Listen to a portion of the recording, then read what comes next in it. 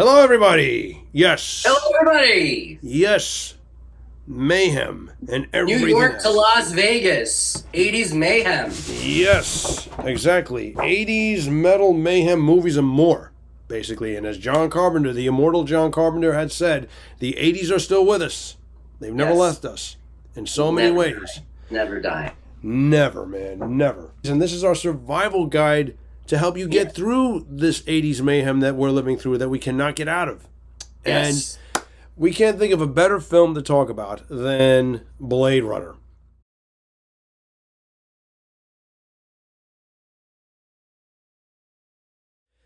If anything, I don't think any other film probably really can give you the reality of how to get out of the 80s than Blade Runner. You know, the famous film based on Philip K. Dick's novel Do Androids Dream of Electric Sheep, which is a really cool title for the book. Have you read the book? Yes, I have. I've tried to I can't get through the book. And my understanding, it's like the movie and the book really have not that much in common. It's just a skeletal outline of the idea, yeah. And it's kind of depressing in a lot of ways, the book. I will say this. I mean, it really brings out the severity of animals and how real animals are as opposed to fake animals, because that's the thing. I mean, it's way in the future, and when people have things that are remanufactured as opposed to things that are natural, that's really what it is, kind of like global warming or climate change today. It's the scarcity of animals. Yeah, the pandemic, exactly. The scarcity of animals, the scarcity of our natural resources. You know, and one of the things that we always do when we talk about films and movies and everything else is that we actually go through kind of our hoard, and we hoard things because basically that's part of the survival guide. Now, and I understand that you have some very interesting items. I would like to talk about that at length. Sure. Because you know so much about them, and when it comes to memorabilia and the novelty behind it, I can't think of anybody else that can give the nuances, the technicalities, and the history of it than you. Well, I know Paul Sammon, but right. But okay. Now, could you please show us first, like the LaserDiscs, if you could? So this is the original Criterion Collection LaserDisc, right? From I think 1987. Mm-hmm. Yeah, 1987. Wow, that's so cool. Yeah, this is like the sort of unboxing, and if you notice the cover, it's sort of like a different cover from the original. It's like the same thing, but just like Deckard and Rachel look a little different. Well, yeah, because you know what it is? I think that, like, you know, just like, you know, the one that I have, it has the iconic font of the title of the movie, but I like that better, actually. That really looks awesome than the fluorescent green Times New Roman, like, italic font. It gives it a very classic look. It gives it a kind of a gothic look. So I think this is, you can't really tell it because it's faded, but I think this is like number 19. So this might be the 19th LaserDisc that Criterion ever produced. And this is like in 87. This is like heavy shit. This is like the Rosetta Stone of LaserDisc and Blade Runner in the 80s, because it's got the international cut, which is basically the same as the theatrical cut with about 60 more seconds of footage, violent footage, which works a little better, actually, if you compared those first two. We'll get into that later, like what's the best version of the movie. But this is an improvement upon the original theatrical cut by 1 minute. Now, does it have bonus features on it? I'm sure that it does, because Criterion paved the way for bonus features. Yes, it has something at the end. Let's see, special features. The Sid Mead Gallery, a collection of original gouache illustrations, maybe, pen and marker renderings, and preliminary sketches by the visual futurist for Blade Runner, with his production notes and comments, a fan notes including a detailed scene-by-scene analysis of the film. And I remember one of them was like, how does Batty know Deckard's name? Right. I have a theory about that, but anyway. A Blade Runner trivia test and an annotated bibliography. Videoscope. The Criterion Collection is proud to present Blade Runner in its original widescreen formats. And then this is something called CAV. This is like, you know, if you had CLV, it'd be 1 disc. CAV for a 2-hour movie, 2 discs. freeze frame, slow and fast motion, and random access. So again, this is hot shit, 1987. Now, is that the only version of it that you have on LaserDisc? Yes, I had like the version that, like, remember I showed you the one for Escape from New York? It was Embassy. the same company like that, but I don't have that version anymore. But this is like the preeminent version of like the 80s of Blade Runner, when all we had was like, VHS and some LaserDisc if you were like a video file. But back then in 87, a Pioneer player was like $750. It's like expensive. And this is the 80s too. Wow, that's how much they want LaserDisc players? My first my first LaserDisc player was like Christmas '87. It was like $750. Whoa, back then. Right on. Yeah. Yeah. I had no idea. Well, then again, I mean, video cassette recorders are pretty much like, I think, $400 or $500. But videotapes are like $100. If you want to buy like Platoon, it was like $100. Yeah, I know. I mean, just the VHS, just the tapes. I mean, I'm not talking about like just the player. Nowadays, I can watch Blade Runner on my phone. It's like that's the funny thing, and it's so ironic that we're talking about a film that's supposed to be set far into the future. Now, if I'm not mistaken, what future is Blade Runner set? What year is it set in again? November 2019. And I have some interesting things to say about November 2019. Maybe getting a little ahead of ourselves, but Rutger Hauer did not live to see November 2019. That is such an interesting point. He didn't. He actually didn't.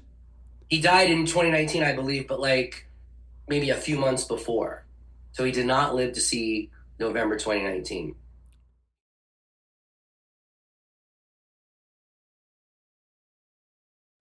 I think what I love about this movie is that it's like a dream. A dream in a sense that, to me, I mean, it's like Times Square, but 100 years from now and it hasn't changed. I think the only familiar feel is what it's like to be in a city like where it's set in Los Angeles or maybe even Times Square when it's raining. And yeah, when it rains, I can't do anything, right? And you said you were the exact opposite. Yeah, you love the rain, right? It doesn't rain enough. Right. I mean, in New York City, especially when it's raining, I mean, it could be downright depressing sometimes. It's like hard for me to even do anything. So, I mean, I do.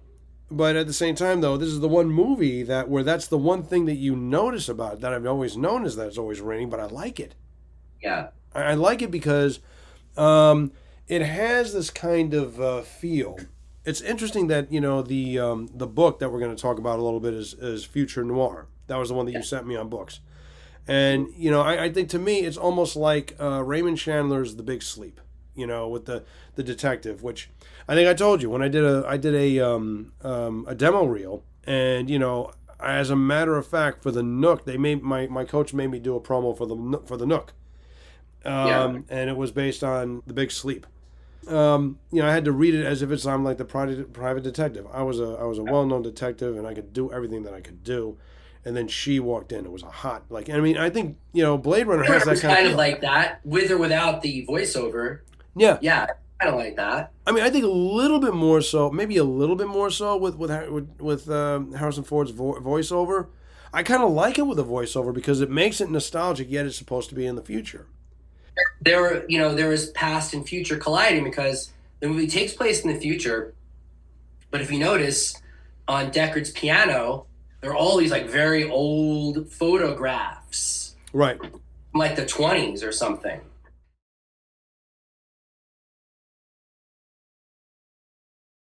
Okay, so I was wondering if you could talk a little bit about like the scripts that you have. Well, yeah, I mean, I have a lot of screenplays because in New York, somewhere in Manhattan, there's, they have these a lot in LA, like those movie bookshops. Mm-hmm.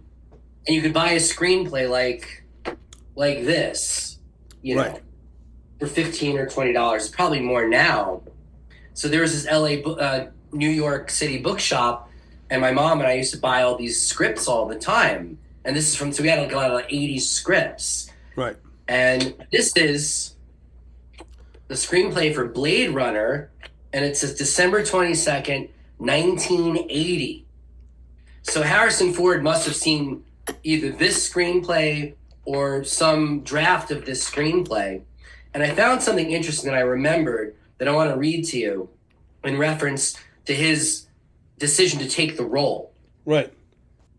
Not very sporting to fire on an unarmed opponent. I thought you were supposed to be good. Aren't you the man? Aren't you the good man? But he says something, Deckard says something interesting here. Listen, Roy, I just want out, okay? It's all yours. The building. I'm just leaving. That's Deckard. He says that. So that's the end of the movie when he's trying to kill Batty and it doesn't work. And he's like, okay, I'm out of here. Okay, I give up. You can have this. You go your way. I go my way. And it's interesting that Harrison Ford would read that and go, yeah, I want to do this part. In spite of that line, he still took the role. I'm sure the very first draft to the final draft, speaking of which, in the illustrated Blade Runner. Right. They don't really do this as much anymore, but like in the 80s, this was kind of popular, where like you'd have the director write a forward, and they did this with Star Wars, the illustrated Star Wars, the art of Star Wars, the art of The Empire Strikes Back, where you've got, but if you note it, well, you can't really notice it. It's like the font is like in book form, which is kind of annoying because if you wanted to learn how to write a screenplay, you wouldn't. So there's a lot of like illustrations, you know. So that's probably like the final draft or one of the more final drafts of the screenplay. Well, I mean, with me personally, I think it's right up his alley because it's kind of that private eye kind of like character that I could see him playing. Right. Well, I remember him saying in probably one of the Star Wars documentaries, he was a serious actor, you know, little roles, American Graffiti. Then he does Star Wars, and then he says, okay, good, now the work begins. So, like, you know, I mean, that's his niche, playing these fantasy action heroes, and he's the best. But, I mean, think about a movie like he did, like Witness, which he got an Academy Award nomination, or regarding Henry, The Mosquito Coast. I mean, these are the films like he wanted to do. Presumed Innocent even was a great movie, too. No, it is. That is. I think that it was a combination of him wanting to do more serious roles, but kind of staying in that genre. So it's like, I'm doing a serious role in a serious science fiction movie. When Blade Runner came out, he already had 2 Star Wars movies and 1 Indiana Jones movie. And after Blade Runner came the 3rd Star Wars movie, Return of the Jedi.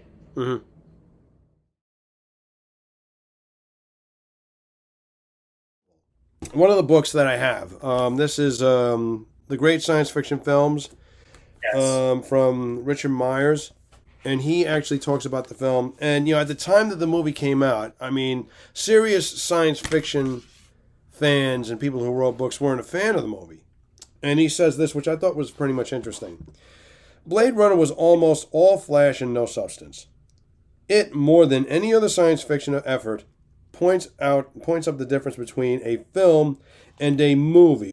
Film is technical, movies are stories. So while Blade Runner could be a fabulous film, it was a bad movie.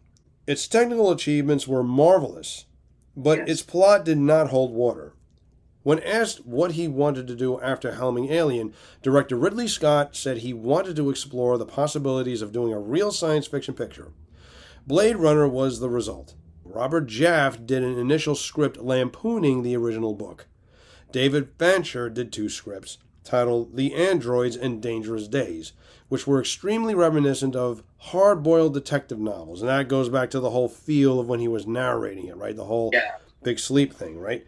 When Scott entered the project, David met everyone's approval, even that of Philip K. Dick himself.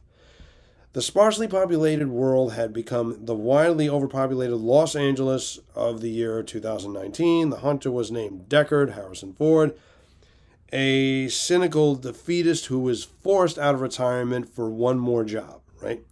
The term Blade Runner is never explained in the film, nor is how Deckard could be the best when he appears to be the worst detective imaginable. Stolid, cowardly, unimaginative, and foolhardy. His only talent seems to be the ability to shoot straight with a nifty explosive shooting gun. Up until this point, Blade Runner was a strong, endlessly interesting movie to watch. The plot was pretty weak, but the incredible production and art design was awe-inspiring.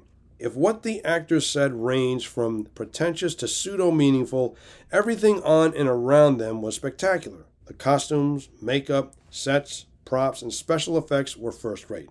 But when, suddenly, the movie takes a Damnation Alley turn in its last 60 seconds, just outside the cities is the most beautiful acreage this side of Shangri-La. Rolling hills and lush foliage abound without pollution in sight. The amazing stupidity of the finale, where Deckard says that everybody has to die sooner or later so he could live with Rachel's automatic termination, negates all the rich attention to detail that went before. Blade Runner was a collection of film sets in search of a movie. All right. Now, I've actually had many people, and this is like in the mid-'80s, and what they all tend to do is the same thing. They tend to praise the technical aspect of it, but criticize the story, right? The script. But how do you feel about that in terms of what... that review? Well, yeah. First of all, there's a mistake in that review. It said something about how Rachel has a termination date. When that book was written, it was the theatrical version where Tyrell tells Deckard Rachel is special, no termination date.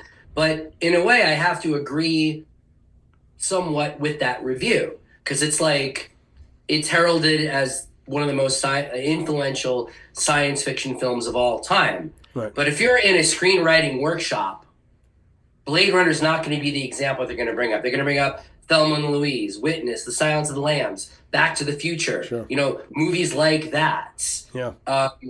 So yeah, it's kind of like a poor script. You know what I mean? Like they said it, like art direction, music, all the stuff was fantastic. But what was kind of going on was not so good, I think. Being older, I could look at that and say, well, that wasn't good and that wasn't good. And, you know, now I have comments about that and what's wrong with the movie, you know. Yeah, I think that nobody's perfect, right? I mean, no film is absolutely perfect, right? I mean, but I also think that it's kind of like, it goes back to, like, you know, with Steven Spielberg and Peter Benchley about Jaws, right? I mean, the whole thing about, like, you know, the ending, which, you know, the book is totally different. And, like, you know, I think Peter Benchley was like, you know, no one's going to believe that, you know, an oxygen tank is going to blow up if you actually shoot it in the mouth of a shark, right? But yet it worked. It just visually, it just worked when people saw it, because I think that, on the other hand, that's another example of how people can be not necessarily tricked. I think they can be lulled into this fantasy world that I think with Blade Runner it just has an adverse effect. It makes something that you normally wouldn't find attractive. Rain, like, you know, rain in the city, right? Or, there's a beauty in ugliness, so to speak. So it's like, it doesn't have to be like that final scene, which now takes from The Shining, by the way. Yeah. They make a good point. It's like that I didn't think until I just heard it now from what you were reading, where it's like, you know, it's like you're in this bleak place and, oh, there's this beautiful countryside. So why doesn't everybody just move to the country? You know?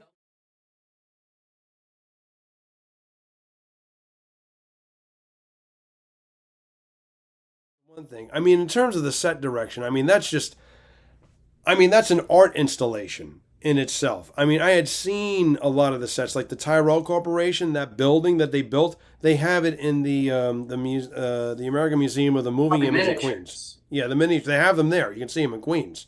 That museum, the American Museum of the Moving Image. That was another component of that film that really kind of carried it. That was the crutch, I think, that really carried that movie. I mean, they said that they even took like a sink and turned it upside down, old sink, and they put fucking lights on it and things like that. And that was like one of the buildings. You'd never know looking at it. Because ironically enough, that you pay attention, that's one of those films where you actually pay attention to the things that you're trained to ignore.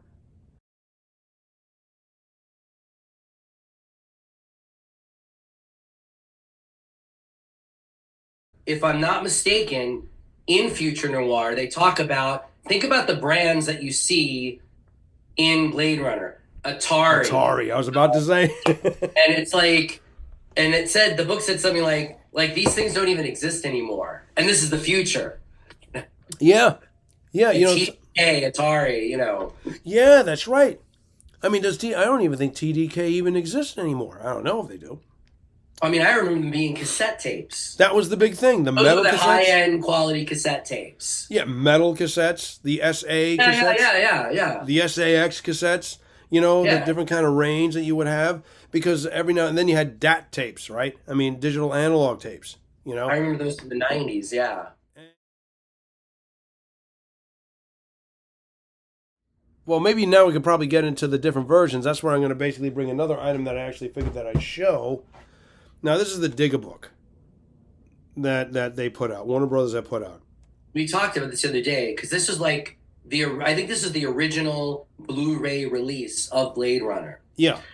I don't have that version, but it's a Warner Brothers, yeah, Vlad company, Sir Run Shaw, whatever. Yeah. But I have versions of that, like with like Seven and the Outlaw Josie Wales, right, and Shawshank Redemption. The book, Chinatown. Yeah, Warner Brothers was putting these out yes, as part of their vault. They actually have one on. I have one on The Exorcist.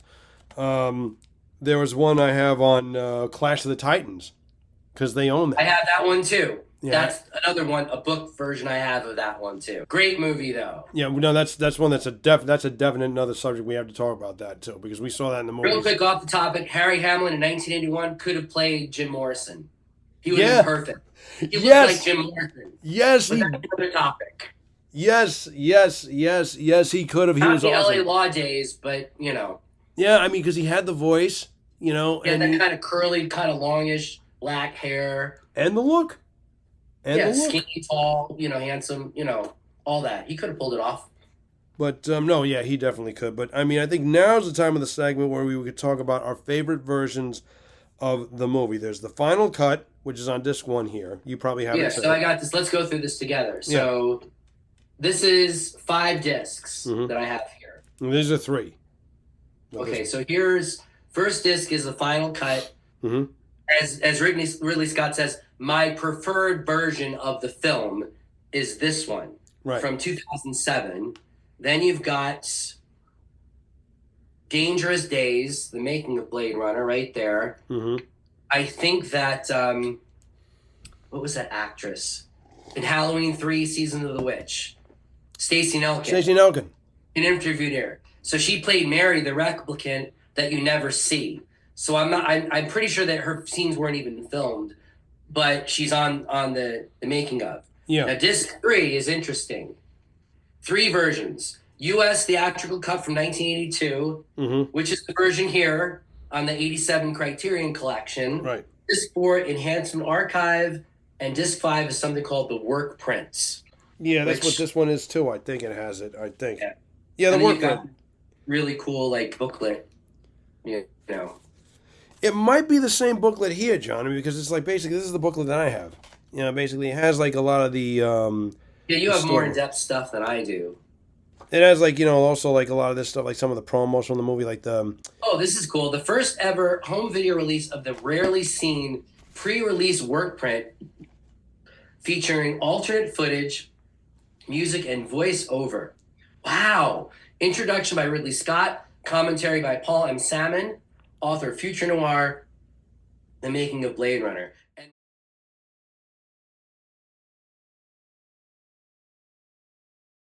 But with Rutger Hauer, I was fascinated by his upbringings. I read it 15 years ago. And he said something interesting because he used to work with Paul Verhoeven a lot on a show called Flores. He worked on Spedders, Agent Orange, Turkish Delight. And his cues, he had to talk really fast. But with Ridley Scott, he had to slow it down. So he would say things to Chew, now where could we find this? Yeah. J.F. Sebastian. And he had to get used to that. Oh, James Hong, right? When with the eye factory? Yeah. The eye guy, Yeah. And he's great because he's got that little smarminess, what was it? I love that line, if you could see what I have seen with your eyes. Yeah. I love that line. Burning with the eyes. I mean, he's just he just nails it. I mean, there was one person, I think, one actor that benefited from that movie, and it was Rutger Hauer. Yes. I see Mads Mikkelsen, who's played Hannibal Lecter, and he's like the new Rutger Hauer. You know, like my mom and I love Rutger Hauer. You know, he contributed that. You know, all those moments will be lost in time, like tears and rain. He added that, and I just saw a video of it before we were talking today, where one of the writers was like, "Well, I didn't like that he did that, but then it works so well." He's the villain, but he's not the villain. He saves Harrison. He saves Deckard's life at the end of the movie. The one thing that always keeps me gripped is the fact that, they discover that they only have a couple of years to live, and they have to process it because they can think like we can think. Because they're not robots. They're kind of genetic, aren't they?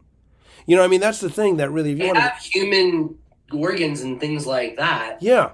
Yeah, they're not like mechanical. They don't have not like RoboCop or like the Bionic Woman or the $6 Million Man. Yeah, they don't have fuses. Or even Luke Skywalker's arm. Yeah, like, yeah.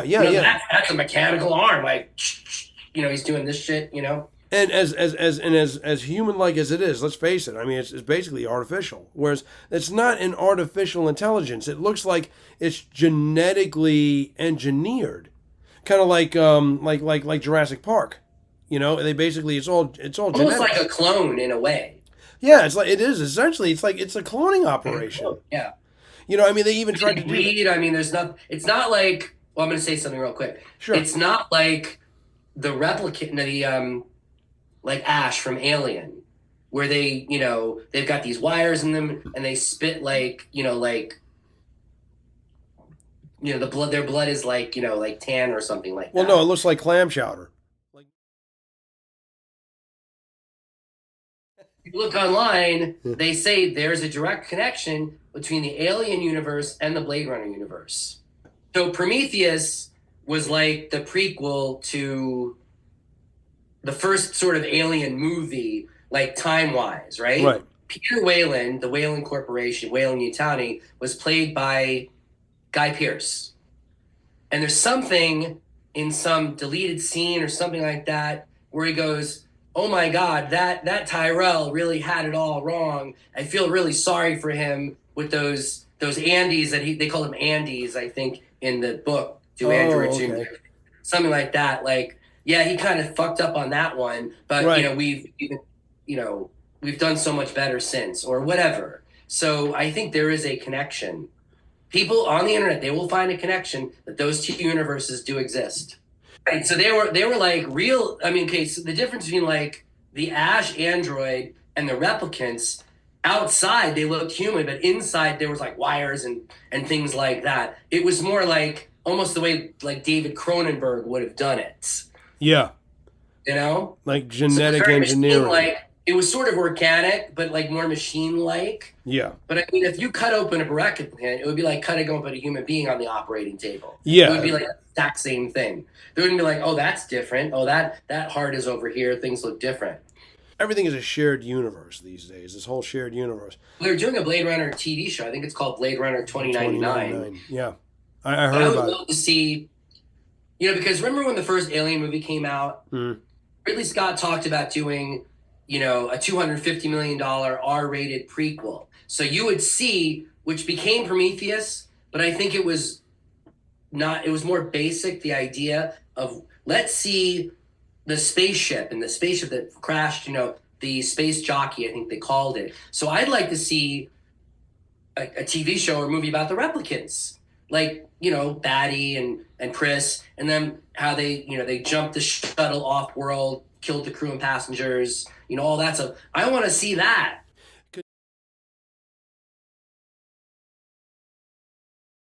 Considering the fact that I always like priding myself on being lucky enough where I work to be able to finally see certain films that I always idolized on the big screen, and they would be prints. It wouldn't be a stream. It'd be interesting to see a restored print of Blade Runner on the big screen again. I did see it about probably when that other one came out, like Blade Runner in the theater since 1982. But yeah, like you're saying, maybe they're just like digital versions that are being projected, in a great quality. But it's great. Because think about it, and I'm saying this to everybody. How many of your favorite movies have you actually seen on the big screen? And fortunately, with Fathom Events, they will show these movies again. I was lucky enough to see a whole slew of my favorite horror movies at MoMA, and they would show the prints. Yeah. They showed an actual print of The Evil Dead, and it was What's great. the quality like? If it's like, you mean like on a projector? Yeah, right? and that you like about it, and what you like is you like the poor quality, you like the scratches and everything It's like got that. the grindhouse quality to it. Yeah.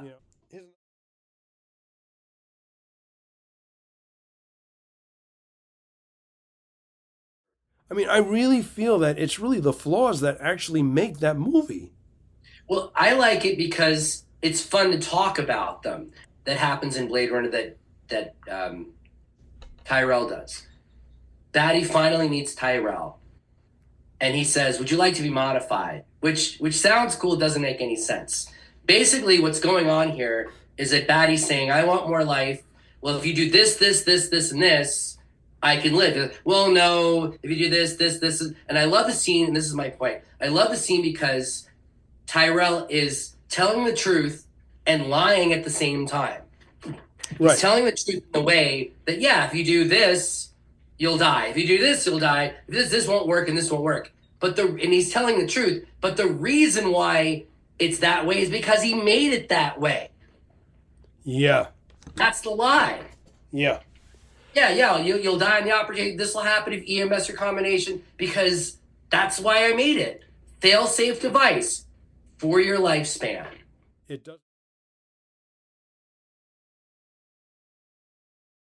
The cars, the futuristic design, cars that could fly, The same feeling that I get when I go to, like, let's say the New Rochelle Library, because it's so futuristic when you look at the outside of the building and you go inside and you look at how wide open everything is, even when it's not that busy, it kind of feels like that, even when it's raining, because it's a wide open space that you like to go. It's like a place that you want to go in a lot of ways. And speaking of spinners, here's trivia too. The movie Soldier with Kurt Russell. Yeah. He plays this futuristic soldier, and all the battles that he fought. One of the battles is Tannhauser Gate, which is mentioned in Blade Runner, and also when he's marooned on this junk planet, there's junk everywhere. Mm-hmm. There's a spinner there. So the Blade Runner world in the movie Soldier, it didn't do well at the box office. Warner Brothers film. I really like it. It's a pretty good movie. Blade Runner connection to Soldier. I think one of the screenwriters was one of the screenwriters of Blade Runner. Hampton Fancher and or David Peoples. Unforgiven, by the way. You mean the Western? Yeah. The Academy Award winning Clint Eastwood Western, yeah. With Morgan Freeman and Gene Hackman, right? Right, yeah. I think Gene Hackman won the Best Supporting Actor. Yeah, he did. Possible tie-ins between Alien with the film that you bought. I think it was Alien. Was it Alien and Blade Runner? Yeah, between that. I tend to wonder any other films that could be connected to, because like I said, I mean, everything is a shared universe these days. And I can't help but think that with Blade Runner, it seems to be something that, because with the TV show, Blade Runner, was it 999? I think. Yeah. I think that's going to basically be something that'd be interesting, kind of like Westworld, which if you actually think back, Michael Crichton. There was a Twilight Zone episode, I believe it's called The Lonely, and he's an astronaut marooned on a desert planet or something like that, and they give him a female robot that he falls in love with. And Jack, I can't remember his name, and at the end of the episode, he's rescued. He's like, "Oh, you got to leave the robot here." She gets shot or something like that, and you see her as a robot, and then he just kind of gets sad and he just leaves. Well, but that's kind of like Blade Runner. It's like, are you in love with a real person? And in the Future Noir 3rd edition, there's 2 new interviews, one with Rutger Hauer, one with Harrison Ford. Right. And basically Rutger Hauer says, Deckard has sex with a vibrator, basically. To him, that's all she is. Yeah. And in reverse thing, you're having sex with a robot, basically. Yeah, I mean, she suits his personal tastes. But at the end of the day, I mean, that's really what it is. It really just suits his needs. Ted Knight was one of the sentrymen on The Lonely. Actually, he's the one that's like, I'm close for comfort. That guy. Yeah, Too Close for Comfort, and he did a lot of voiceovers. He did a lot of voiceovers for a lot of cartoons in the early '70s and late '60s. And he was also on a lot of sci-fi. He was also on the Outer Limits. Yeah. And he's like, basically, I got to come here. Like, my kids don't even recognize me because it's like 2 years to travel over here and back because of you. But you got it so easy and everything. Yeah. And I thought that was interesting. But I think that one of the things about Blade Runner, I think that usually the reason why it's so thought-provoking is because it deals with something that now plays a vital part of our lives. I mean, the only thing that was missing from Blade Runner that would have made it complete is everybody in the rain on their cell phones. That would be. Did they have cell phones in Blade Runner? Like doing that? Yeah, I mean, I didn't really think. I don't know if they had anything like that. They had like vid screens. Like I remember there's one point where he calls somebody on a public phone and it's got like a vid screen. Right? Yeah, he calls Rachel. He calls Rachel on $1.25 on a vid screen. The same thing in his car. He has like a vid screen. Like the FaceTime of Blade of Blade of the future. Yeah, yeah. In the future, we're going to be talking on the phone, but seeing the person you're talking to, like now. Yeah. Yeah, I mean, now I think the only way that it could progress is that we're probably not going to need the kind of hardware. We probably will have something that'll probably have to just materialize the screen, right? It'll probably be something that'll be like a holographic image, that'll probably come up like kind of like with R2D2 when, you see the holographic image of like Leia, or something like that. Yeah, like a hologram, yeah. I mean, I think that that's another thing about the movie is that it kind of inexplicably just kind of, it doesn't predict the future, but I think it kind of gives a feel of what it would be like in the future. I think it opens like nobody gets the future right. It's just, No. I mean, David Cronenberg, too, like basically, life imitating art when it comes to science. But I mean, these things are just like possibilities. It's not totally. Paul Verhoeven, saw the future of DVDs. Yeah. Yeah. In RoboCop. So, but other than that, yeah, you'll never, but you know what it's like? Of course you'll never get the future right, but I feel like movies don't even come close. They go overboard. Like you said earlier in the podcast, like this film looks like it was made 100 years from now. Yeah. Even though it takes place 6 years ago in today's time, 2025. I think we attribute it to that. Like we attribute what we have now to Blade Runner in that sense because it's futuristic, but it doesn't have that at all. They also had flying cars in Back to the Future Part 2. Hey, they were probably writing Blade Runner 2015, which is close to 2019. We'll just have hover cars. Well, I mean, I hate to admit it, but I mean, even back in the 50s in Walt Disney, the absent-minded professor, the flubber with the freaking the 1920 Ford. I mean, that car could fly too. And it's funny, I think, but then with a film like that, it's almost like madcap, like child film kind of, almost like Escape to Witch Mountain or the Apple Dumpling Gang or something. Like it's not, I can't really put it in that same category. But Son of Flubber, Kurt Russell, I think, wasn't he in Son of Flubber? Kurt Russell? I don't think so. I know he was a Disney kid. He was. Maybe you're thinking the computer that wore tennis shoes. Yeah, that's it.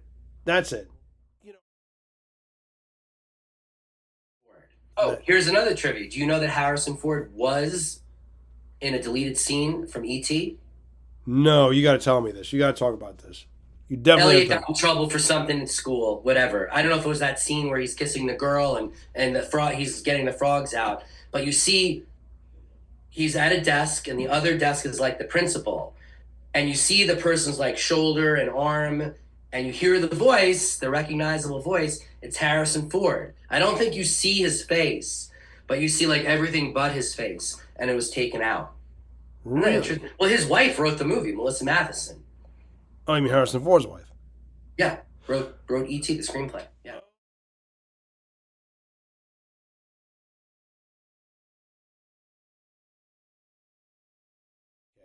It may have been the second one, Attack of the Clones. Yeah. Oh, wait a minute. See like some ETs in there. Oh, you mean a crossover between E.T. and Star Wars? Yeah, like in Attack of the Clones, like Episode 2, I think it was. Which actually, talking with all the Chancellor this, Chancellor that. Yeah. You see all these different alien beings, and you see one, and there's like some ETs in there. Funny that you mentioned the Attack of the Clones because the beginning kind of resemble Blade Runner in a lot of ways. Oh God, I don't even remember Attack of the Clones really. In the beginning, They're in this city where you got a bunch of floating cars and everything is neon. Oh, it's right, raining. right. He's jumping from car to car. It's like, Anakin, one day you'll be the death of me. Like Yeah. that shit. Yeah, I remember that. Yeah. I believe that when you actually almost got me attacked by that whole nest of Gundars or whatever he says, right? I mean, it was like that scene. A lot of that was a lot like Blade Runner, you know. As a matter of fact, It's funny because you take like episode 4, which is sort of like nuts and bolts. It's almost looks like, in a way, it's very similar to the way Alien looked. You like, Alien, truck drivers in space. right. And, episode 4 has that kind of feel, obviously because of what they were working with budgets, and they didn't really have that kind of technology. But episode 2, and I've said this to you before, it's like episode 1, 2, and 3 look like they take place after Return of the Jedi, not before it. So you're right. So that scene where like Anakin's jumping from like spinner to spinner, let's call it spinners, called spinners, and it was like very futuristic. It looked like the LA of Blade Runner, because episode 2 looks a lot like Blade Runner, that first part, very much. Right. What So Blade Runner would look like in the Star Wars universe, or what Star Wars would look like in the Blade Runner universe. Blade Runner has influenced like the first Batman movie with Jack Nicholson, The Crow, which is one of my favorite movies. Well, cinematically, I mean, I will say that that's my favorite scene in Blade Runner. I will say is like it's too dark in here. He's about to give the void comp test on Rachel, and you hear like Vangelis's score with the synthesizers, and you see you see the blind come down, that big huge blind. It's almost like a big huge shade, and it's almost like it's so picturesque. It's like a place I want to be. You know what I mean? It's like an island. You think of like some kind of an island where you look at the water, the silhouette, and everything like that. It's just so like, I mean, that's the thing. I mean, that is the thing. But it's beautiful too. Just really a beautiful film to watch. Here's something. I'm generalizing this, but like Blade Runner has a connection to Las Vegas. So when they're flying the spinners, there's a E.T. Koto good. Oh, like the buildings with the screen on buildings. Well, guess what? That's Las Vegas now. One of the casinos, I can't remember the name of it, and it's like, the whole wall, one side of the wall is like one huge screen. Yeah, that's true. Or that being big played on the screen. That big huge globe with the LED lighting. I'm not talking about the sphere, but you're right. You're right. That's another thing. The sphere. I was talking about one of the, I can't remember the name of it. It's like a Hilton. I think it's one of the Hiltons in Vegas. But like the sphere is like spherical, obviously. But I'm talking about just like a flat, like instead of just like, hotel rooms that you see, it's just one big screen.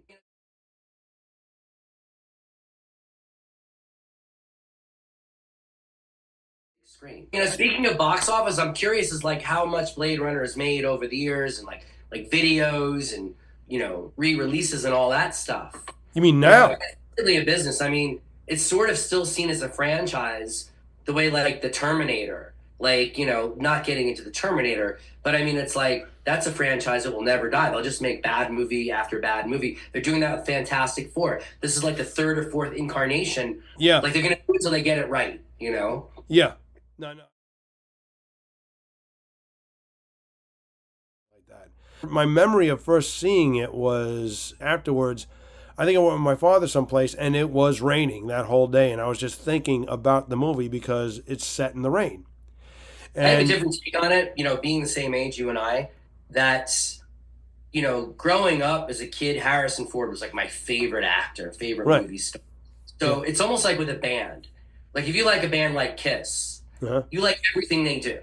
You're not really critical, so whatever they do, you like. Mm-hmm. So it's just like Raiders of the Lost Ark, Star Wars, The Empire Strikes Back, even the Frisco Kid. Remember the Frisco Kid that he was in with Gene Wilder? That was a fun movie. So Blade Runner, Harrison Ford. The Western, right? And Gene Wilder was a rabbi, I think. He was a rabbi. Yeah. I know that. I know all about that movie. Yeah. Yeah. I'm sorry, I didn't mean to interrupt you. No, it's okay. Harrison Ford is like they're like sidekick. They're like, it's like a buddy movie. But so Blade Runner's like, wow, like another Harrison Ford movie, and it's futuristic.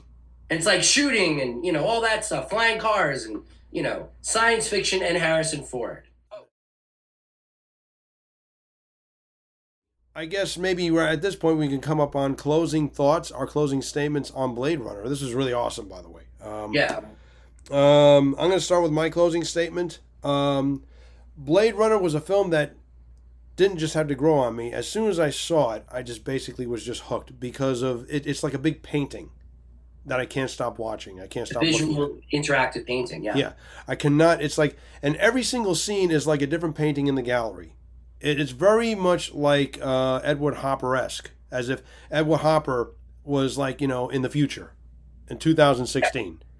And what I'm going to say is that Blade Runner is not really just a movie. It's an experience. It's a mood. Artistically, I think it can never be criticized. I can never criticize it because it actually puts me in a mood, and it's almost meditative in a lot of ways. The origami's, you know. Yeah. All those things basically point to a certain part of the story. And the story is told not just by the characters, it's told by the atmosphere, it's told by the actions of the characters. Blade Runner also just in itself is a viewing experience that it's almost like, you know, somebody took a light bright toy and they made it the size of a stadium. And they did beautiful, amazing things with it. Harrison Ford, I think, I love the versions where you have his voiceovers. I think my favorite version is I think that's the theatrical version, right? Where he does his voiceover. You know, that's a good question real quick, because I think that's the only version of all the versions. Yeah. Well, except for the first two. So the theatrical cut and the international cut are the only two versions, I think, and maybe and the work prints that have voiceover. Right. All future versions have no voiceover. Right.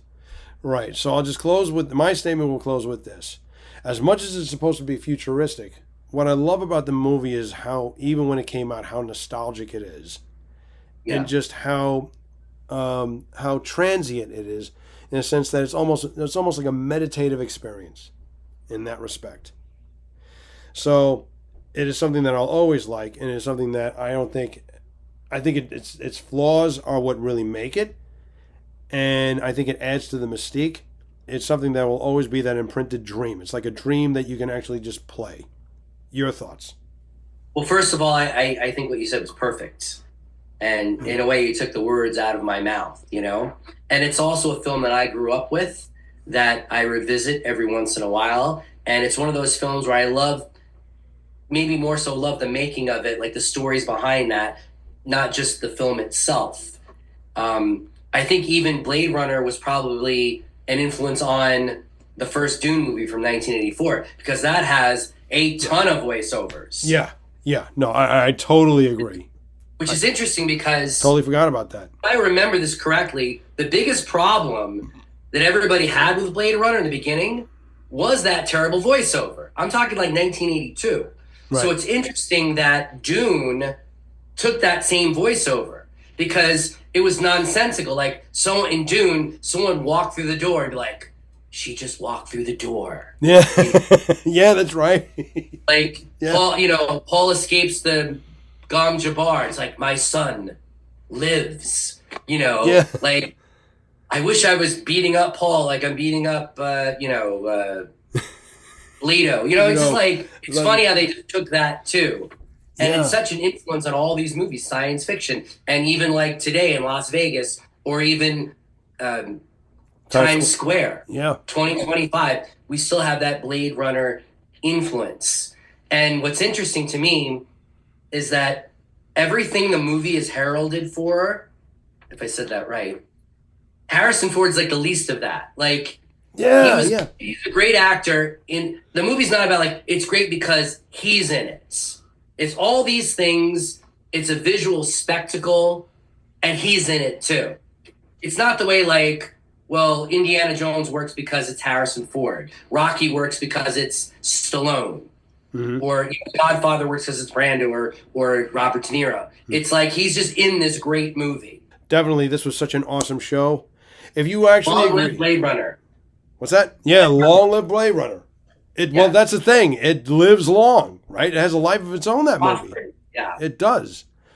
And if you have any comments about Blade Runner, if there's anything else about Blade Runner that you like about it, don't like, definitely feel free to leave in the comments. Feel free to basically contact us, definitely, when it comes to the 80s.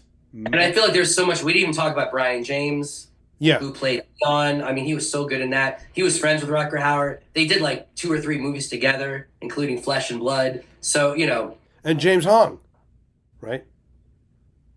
I think he's still alive, too. He's in Big Trouble in China. Yeah, he's still around. He might still be alive. He's still alive. Yeah. He's like close to 100 now. He's still alive, you know. Definitely we'll be talking about those things for the next show. But remember that, you know, when it comes to a survival guide, I mean, one film that does not need a survival guide is Blade Runner, because it just seems to morph and change and still maintain itself as a film. Yes. In that respect, we're giving you a way to maneuver into the Blade Runner universe. We hope you enjoyed it. If anything, always feel free, because when you're panicking and don't know exactly where to go, because everything is so 80s-like, come to us, man. Come to us. Yeah, we're the survival guide. We will show you, we will give you the know-how to basically navigate through the 80s, man. Much love, 80s fans. We love you. We do. 80s, metal, mayhem, movies, and more, man. That's what life is all about, okay? And I'll sign off with this. As John Carpenter said, the 80s are still with us. They've not left us. And I'll sign off with this. Eat, sleep, 80s metal, repeat. Eat, sleep, 80s metal, repeat. That is so easy. I know a girl with a shirt that says that. I love that. Well, you know, it's catchy. Yeah, it's so true. So much now. Okay, all be well. Be well.